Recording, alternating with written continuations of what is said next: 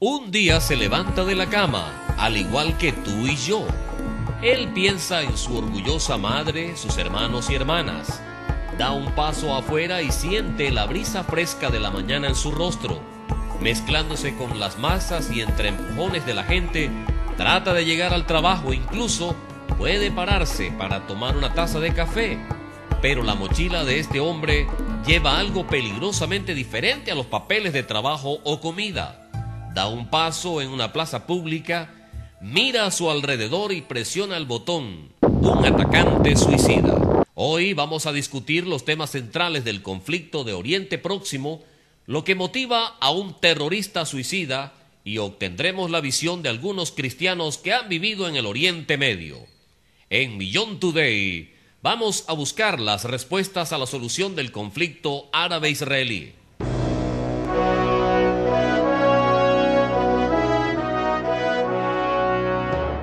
Join our host Gary Petty and his guests as they help you understand your future on Beyond Today. El concepto de un atacante suicida parece incomprensible para la mayoría de las personas que viven en las culturas de los Estados Unidos, Canadá o Europa. Me refiero a lo que motiva a un hombre a atar explosivos a su cuerpo, caminar entre un grupo de personas que ni siquiera conoce y detonar una bomba, matando y mutilando a otras mientras que apaga su propia vida. ¿Es un acto de locura, de desesperación, de odio, de fervor religioso? ¿Dónde vamos a comprender la causa o raíz? ¿Cuál es la razón de por qué hay esta lucha terrible entre los musulmanes, judíos y cristianos? ¿Puede la causa raíz de los disturbios en el Oriente Medio remontarse a 1948, cuando las Naciones Unidas establecieron la moderna nación de Israel? En este punto de vista más bien simplista, la ONU obligó a la población nativa, los palestinos, a abandonar sus hogares y los reemplazó con los judíos que eran sobrevivientes del holocausto nazi. Los palestinos desplazados son vistos como personas maltratadas que han sido despojados de sus tierras y derechos. La realidad es mucho más complicada. De hecho, un poco más tarde en el programa vamos a hablar con algunas personas que han vivido en el Oriente Medio. Le ayudará a comprender lo complicado que es.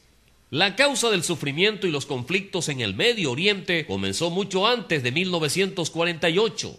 De modo que empezaron todos estos problemas cuando las potencias europeas dividieron arbitrariamente las tierras árabes después de la caída del Imperio Otomano. ¿Podemos rastrear los orígenes de los conflictos modernos entre el Islam y los cristianos de las cruzadas medievales? ¿Es culpa del movimiento sionista, que refleja el deseo de siglos de judíos regresar a su propia patria después de ser echado por los romanos en los siglos I y II después de Cristo? Todos estos son factores importantes en la comprensión de la larga, sangrienta y complicada historia de los conflictos entre árabes, judíos y cristianos. Además, la raíz del conflicto de este conflicto en el Medio Oriente fue anterior a las cruzadas. De hecho, estas raíces son anteriores a la fundación del Islam y el cristianismo. Incluso son anteriores a las tribus árabes que apoyaban a los antiguos babilonios contra la nación de Judá. Ellos son anteriores a Moisés cuando guiaba a los israelitas después de la esclavitud egipcia. Las causas fundamentales de campos miserables de refugiados palestinos, terroristas suicidas, el deseo de una patria judía en Sion, la creencia cristiana de que Jesús es el Mesías profetizado que regresará a Jerusalén en el poder y la gloria. Todos tienen un conocimiento antiguo. Las causas raíces del derramamiento de sangre en el Medio Oriente vienen de una historia compartida por los judíos, cristianos y musulmanes, una historia que ocurrió hace unos 4000 años. Según Génesis, el primer libro de las Escrituras hebreas, en una ciudad importante llamada Ur, a lo largo del río Éufrates, situado en lo que ahora es Irak, un hombre que sería conocido en la historia como Abraham y su esposa Sara, fueron llamados por Dios. Dios les mandó dejar su hogar y viajar a un lugar donde les daría una tierra vacía, y por medio de uno de sus descendientes iba a bendecir a todas las naciones de la tierra. Abraham y Sara obedecieron a Dios y viajaron desde Ur a lo que se conoce como Canaán. Canaán es la porción geográfica de la tierra, que recorre la parte oriental del mar Mediterráneo, que es el centro del conflicto actual árabe-israelí. Dios prometió a Abraham y a Sara un hijo, pero ella era estéril. Y cuando ella envejeció, ambos sabían que era físicamente imposible para ellos producir un niño. La pareja decidió que tenía la solución perfecta al problema. Siguiendo una antigua costumbre común, Sara dio una sirvienta egipcia a Abraham como una madre de alquiler. El hijo de esta unión fue llamado Ismael. Durante muchos años, Abraham pensaba que Ismael era el hijo de la promesa. Pero Abraham y Sara estaban a punto de aprender una lección impactante. Dios se apareció a Abraham y afirmó que Ismael no era el hijo de la promesa. El hijo de la promesa milagrosamente nacerá a partir de una unión entre Abraham y Sara. Abraham ya tenía un hijo a quien amaba entrañablemente. Él declara a Dios: «Oh, que Ismael viva delante de ti». Casi se puede oír en la voz de Abraham la agonía de un hombre que se está dando cuenta de la desilusión y la traición que su hijo va a sentir. Abraham había creído durante muchos años que Ismael era el hijo de la promesa, pero Dios le informó que el Señor soberano de la historia tenía otros planes. Siempre fue el plan de Dios que el hijo de la promesa iba a venir de Abraham y Sara. El uso de la egipcia Agar como sustituto era su propia concepción, no de Dios. ¡Qué lección importante para todos nosotros! ¿Cuántas veces tomamos decisiones basadas en nuestra propia idea de la voluntad de Dios, mientras que en realidad Él tiene un plan totalmente diferente para nosotros? Abraham y Sara trataron de cumplir con la promesa de Dios por el razonamiento humano. Las consecuencias de su decisión afectaron la historia de muchas generaciones. Según el Génesis, así como Dios había prometido, Abraham y Sara tenían un hijo. Su nombre era Isaac. Isaac fue el padre de los antiguos israelitas, los antepasados del pueblo judío. Los judíos tienen sus orígenes en lo que ellos llaman los padres: Abraham, su hijo Isaac y su hijo Jacob, que llegó a ser conocido como Israel. La historia de Abraham, Sara, Ismael e Isaac es también fundamental para los cristianos que ven en Jesús de Nazaret, el judío, el Mesías profetizado. Es a través de Jesús que Dios está cumpliendo la promesa que dio a Abraham de bendecir a todas las naciones, a todos los pueblos. Volvamos al relato del Génesis, a fin de evitar conflictos entre Ismael e Isaac. El niño que ahora era proclamado el hijo de la promesa, el hijo de Abraham y Agar, fue expulsado del campo de Abraham, donde se convirtió en el padre de muchas tribus. Según la tradición musulmana, los orígenes de los pueblos árabes se remontan a través de Abraham e Ismael. Al entender las dos versiones de esta historia antigua, empezamos a entender por qué hay conflictos de este tipo entre el judaísmo, el islam y el cristianismo, cuyos orígenes vienen del trato de Dios con Abraham y Sara. En el Corán se pide a judíos y cristianos que ustedes sostienen acerca de Abraham, afirmando que era de su religión cuando el Pentateuco y el Evangelio no fueron escritos sino mucho tiempo después de él. Los musulmanes creen que su religión es la verdadera religión de Abraham y es anterior a Moisés y Jesús. Los judíos creen que las promesas hechas a Abraham fueron pasados a través de Isaac y de Jacob. Para ellos, cuando Dios en el monte del Sinaí dio la ley a Moisés, estaba cumpliendo las promesas. Los cristianos creen que las promesas que Dios dio a Abraham fueron pasados a través de Isaac, Jacob, Moisés y Jesús, el Mesías profetizado y el Hijo de Dios. Las guerras, el derramamiento de sangre, los odios, los malentendidos son todos los intentos humanos de comprender y poseer las promesas que Dios hizo a Abraham. Es realmente una tragedia de 4000 años de antigüedad. Entonces, ¿cómo esta tragedia continúa en nuestro mundo de hoy? De pronto vamos a discutir esta cuestión con algunos cristianos que han vivido en el Medio Oriente. Pero primero, déjenme decirle cómo obtener su copia gratuita del Cercano Oriente en la Profecía Bíblica. Este folleto contiene información muy importante, ayudándole a entender el conflicto entre los judíos y árabes, contiene la respuesta a por qué los terroristas nos odian y la solución a esta tragedia bíblica de hace 4000 años. Todo esto se encuentra en el Medio Oriente en la profecía bíblica. Este folleto le guiará a través de la historia del hijo de Abraham, el ascenso y la caída del antiguo Israel, la formación del Islam y lo que dice la profecía bíblica sobre el futuro de la guerra y la paz en el Oriente Medio y su impacto en el mundo. Usted puede recibir una copia gratis contactándonos en www.ucg.org español, o usted puede leer el cercano Oriente en la profecía bíblica en línea en Beyond Today. También ofrecemos este folleto importante en árabe y en español. Ahora toda nuestra literatura es gratuita como un servicio público y se puede seguir Beyond Today en Twitter y únete a nosotros en Facebook, donde damos la bienvenida a sus comentarios y sugerencias.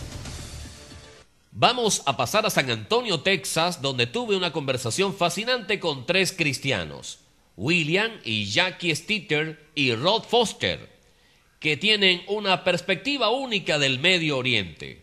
Los 3 vivían en Jordania y debido a su trabajo en una fundación internacional, fueron capaces de interactuar con todos los niveles de la sociedad jordana, de beduinos y palestinos, los funcionarios públicos e incluso los miembros de la familia real. Hablamos de cómo la historia de Abraham está en la base de los conflictos entre los judíos y árabes. Por medio de Abraham, Dios le dio ciertas promesas que vino por medio de Isaac. Los judíos lo creen también, pero los árabes tienen una perspectiva diferente de cómo Dios bendijo a Abraham y a dónde van las bendiciones, ¿correcto? Correcto. Es obvio que viene de un libro diferente. Hay una historia diferente en cuanto a la historia de las promesas de Dios y hasta los patriarcas de su fe. Consideran que en lugar de Isaac en el monte Moriah para ser sacrificado por Abraham, fue Ismael. También saben que Ismael fue circuncidado y que la historia se invierte. Hay un impostor y ese impostor es Isaac. Se hace totalmente incompatible. No hay manera de que ambas historias puedan ser compatibles entre sí.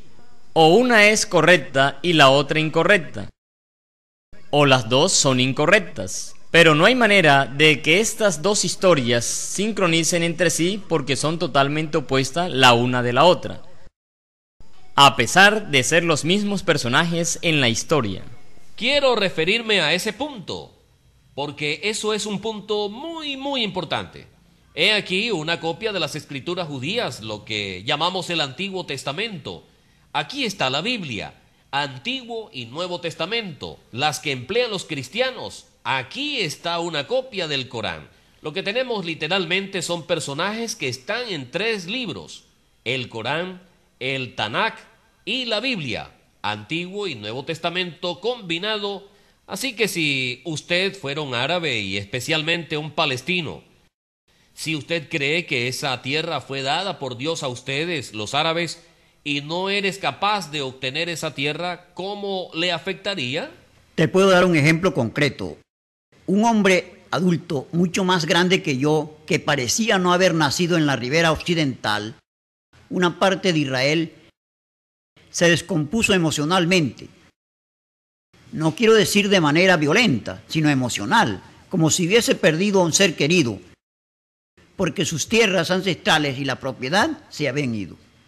Ellos estaban ocupados ahora por la nación de Israel y se comportaban como si hubieran perdido a un ser querido en el momento en que le pregunté de dónde es su familia, y muchas veces cuando yo le preguntaba a la gente de dónde vienes, no me dijo la ciudad o el barrio de que son, sino que me dicen las ciudades y áreas específicas dentro de la ribera occidental y la zona palestina de la que su familia vino, y es un tema muy emocional.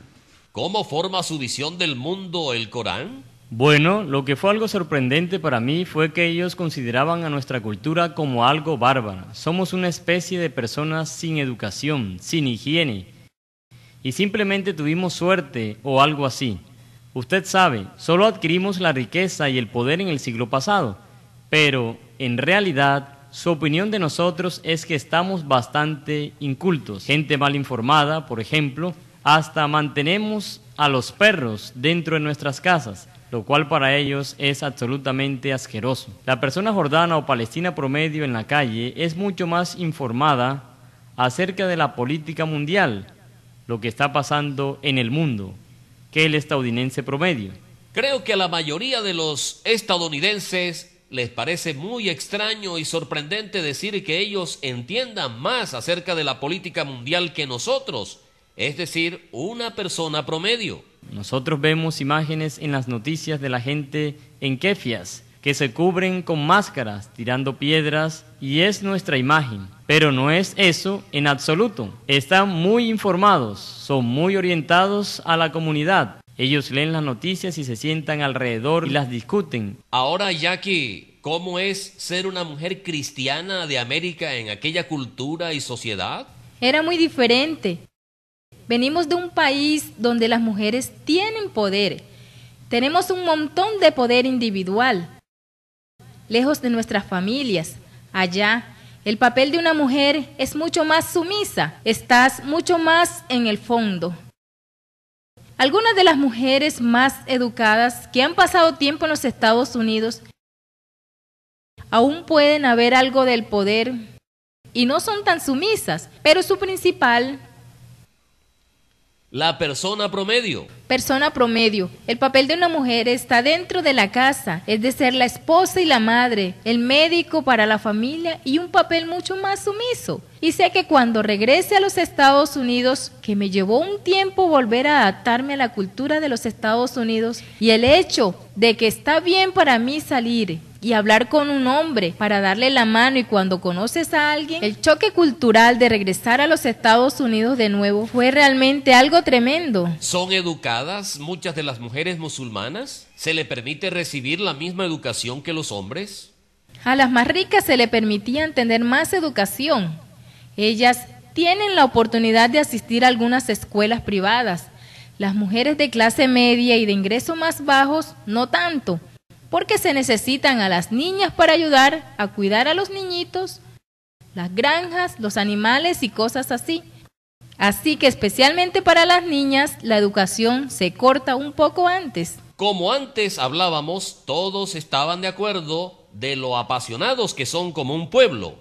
Y no entendemos en los Estados Unidos por qué no tendemos a ser emocionales, pero ellos son personas muy apasionadas, ¿no es así? Definitivamente, la emoción no está despreciada allí. Obviamente hay pros y contras de eso, pero sentí que no había una máscara o una disimulación para agradar la opinión pública. Sí, se siente en cierta manera que decían claramente lo que pensaba, y uno sentía que el corazón estaba en ello. Si fuera el tema de la política o de la familia, aunque son personas entrañables, fácilmente se enojaron, así como fácilmente se regocijaron también, y sus emociones fueron abiertas.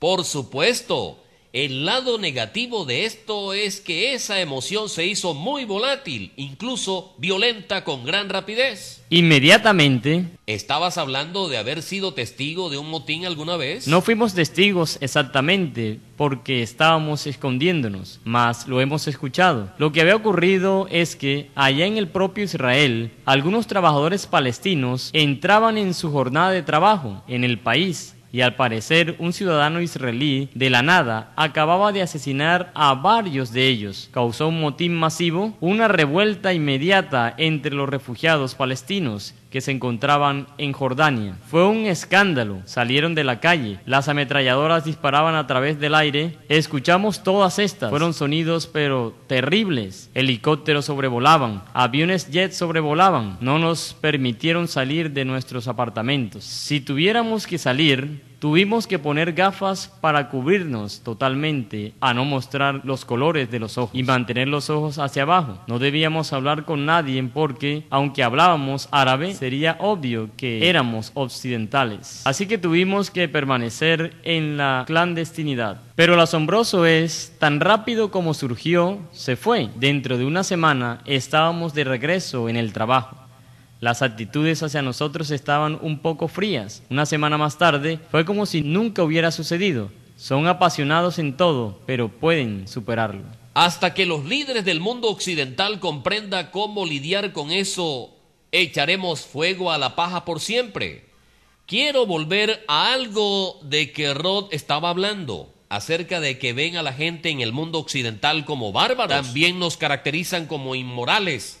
¿Cómo le afectó viviendo como una mujer allá? En el sentido de cómo se trata a una mujer allá. ¿Se le ha tratado diferente? ¿Cómo tenía que actuar? Nos trataron de forma diferente y el grupo en que estábamos, la organización de voluntarios, antes de venir fuimos amonestados, asegurando que siempre vistiéramos modestamente. Por ejemplo, si uno llevaba una falda, debía ser una falda larga.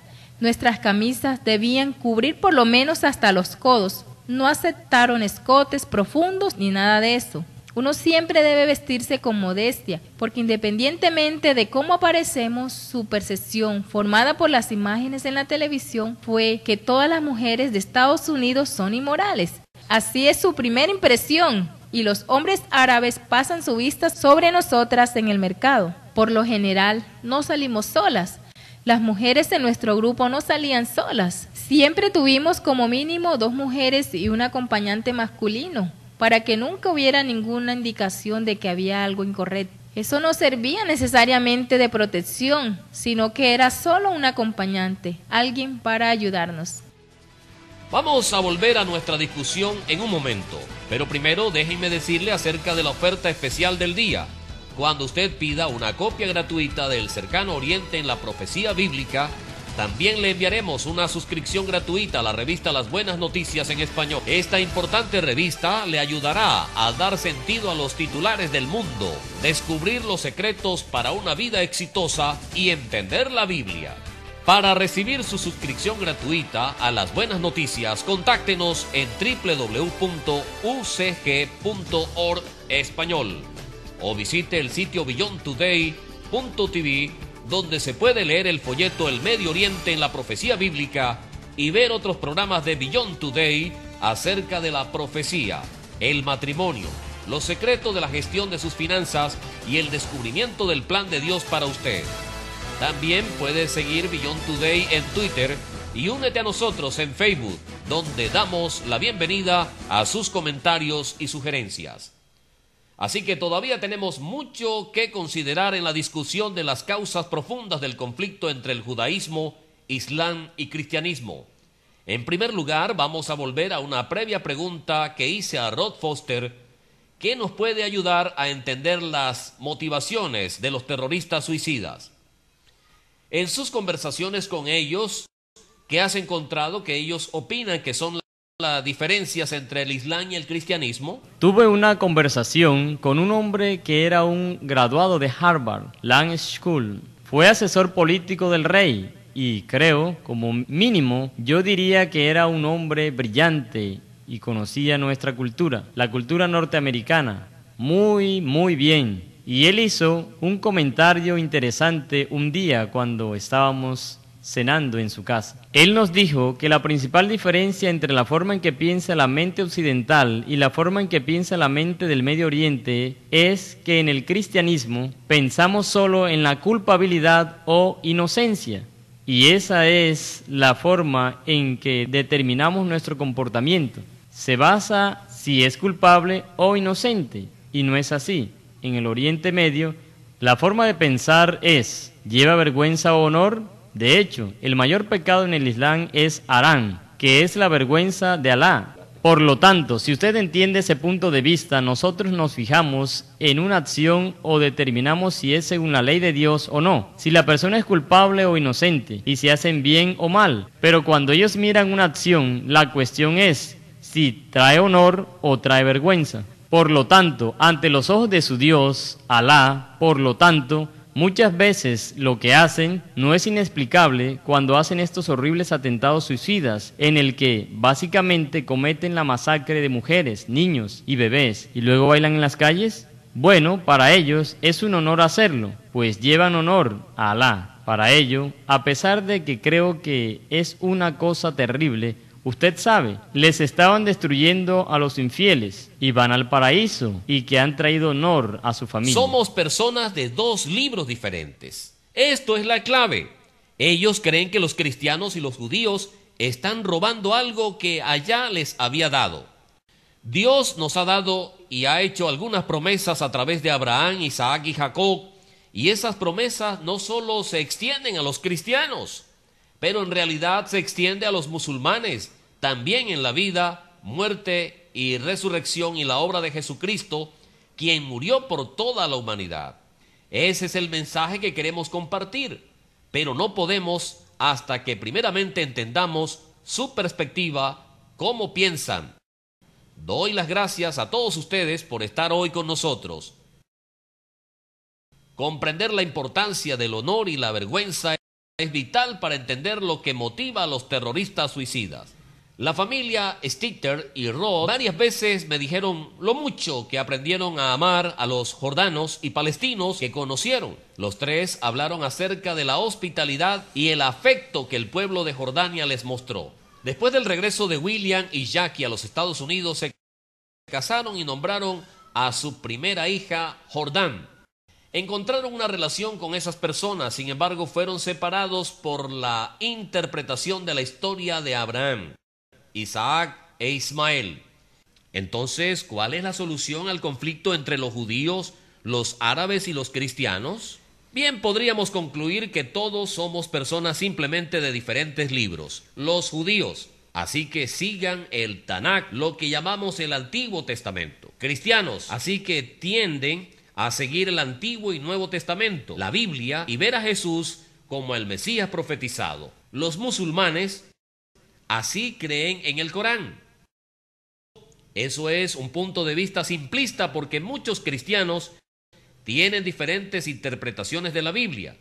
En octubre del 2010, el Sínodo de los Obispos Católicos de Oriente Medio dijo que no era apropiado utilizar la Biblia como apoyo para el retorno de los judíos a Israel. El obispo Bustros de Boston emitió esta declaración: para nosotros los cristianos ya no se puede hablar de una tierra prometida al pueblo judío. Para este grupo de líderes católicos, las promesas que Dios hizo a los descendientes físicos de Abraham fueron negados por Jesucristo.